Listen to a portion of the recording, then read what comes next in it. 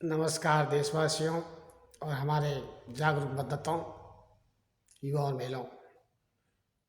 चुनावी bond, electronic bond, चुनावी चंदे के संबंध में इस चरण में हम से पूछे गए विशेष इस प्रश्न पर कि इसकी गोपनीयता क्यों रखी गई। चंदा पहले भी लिया जाता था, आज भी लिया जाता है। 20,000 से ऊपर जो भी चंदा देने वाले हैं उनके नाम उजागर करना राजनीतिक पार्टियों के लिए आज भी अनिवार्य है। लेकिन यदि चंदा राशि अधिक ज़रूरत हो, बड़े कॉरपोरेट लोगों से ज़रूरत हो, और वो भी करोड़ों अरबों में ज़रूरत हो, और वो भी पैसा कहाँ से लाया उसका कोई हिसाब न देना हो, उस देने वाले का नाम छिपा के रखने के आश्वासन पे चंदा प्राप्त किया गया हो, तो ऐसे में माननीय सर्वोच्च न्यायालय ने ठीक ही बताया कि क्विड प्रो को एक हाथ से चंदा दो और दूसरे हाथ से काम लो, ऐसे गैर कानूनी कार्य तो चंदा लेने और देने में नहीं हुआ है।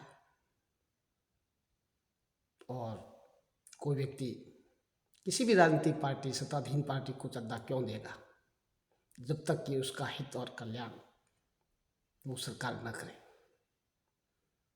और उसमें भी अधिकांश 1-1 करोड़ के इलेक्टोरल बॉन्ड